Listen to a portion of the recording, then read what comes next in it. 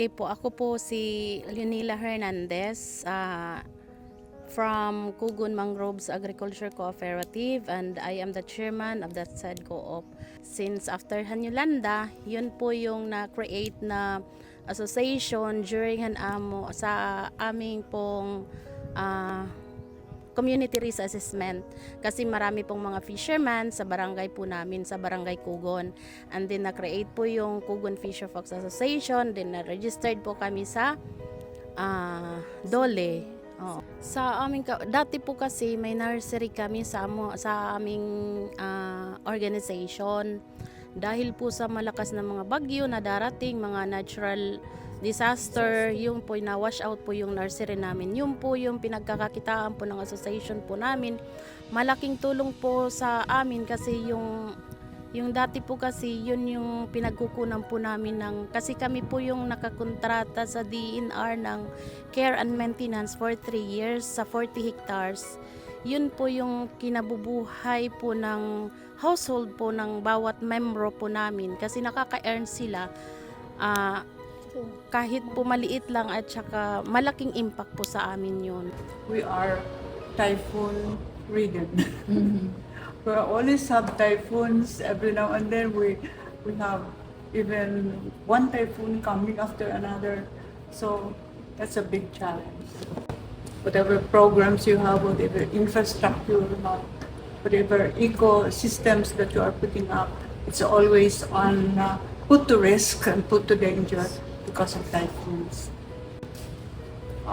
Local governments have so little as funding for projects because they have their programs, they have their everything else to be done, and who can fund a project as huge, as big as what they're planning now under this Bukal budget.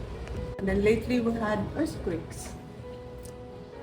Well, but things can be done even with all the challenges. And another very important challenge as well is funding.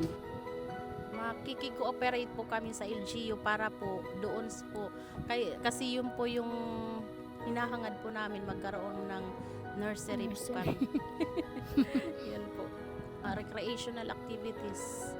Like pwede mag-camp, mag-camp, mga Boy Scout, pwede po doon mag-overnight, pero syempre nandyan naman yung MDR po natin, Manday Dagat, isi-secure lang po yung area. I think common challenges that our mangrove ecosystem is currently facing today is garbage input talaga, sir, and as well as improper management. Establishing a mangrove nursery, sir, may be or can be a source of income or generating income, especially if some industries, organizations will do mangrove plantation. It's a good initiative to establish a mangrove nursery in order to support biodiversity and livelihood of the people within the area. We see also the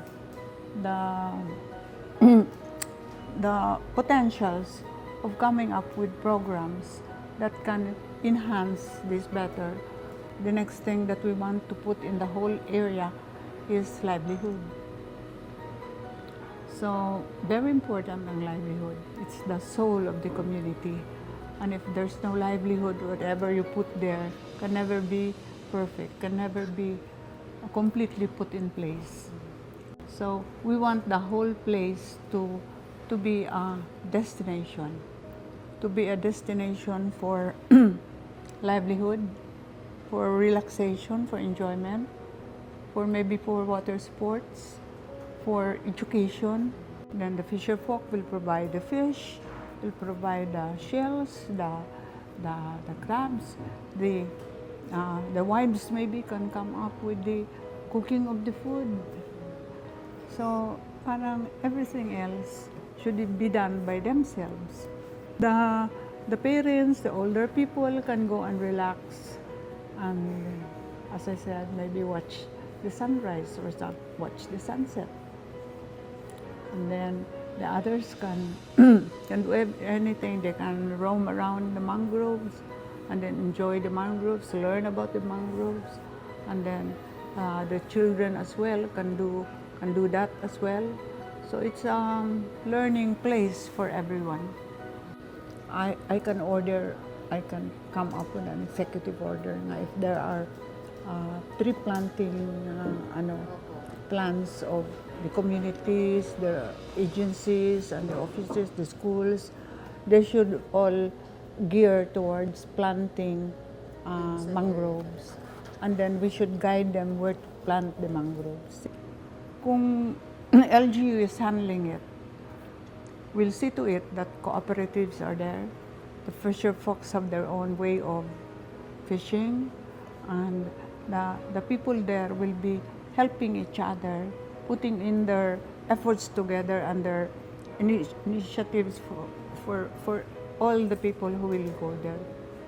Yung vision na gusto namin maabot, yung malinis na kapaligiran, makatulong sa komunidad, maging maayos yung mga buhay ng pamilya namin, maipasa namin yung mga magagandang aral na natutunan po namin habang kami ay syempre tikalagas na maipasa namin sa aming mga anak.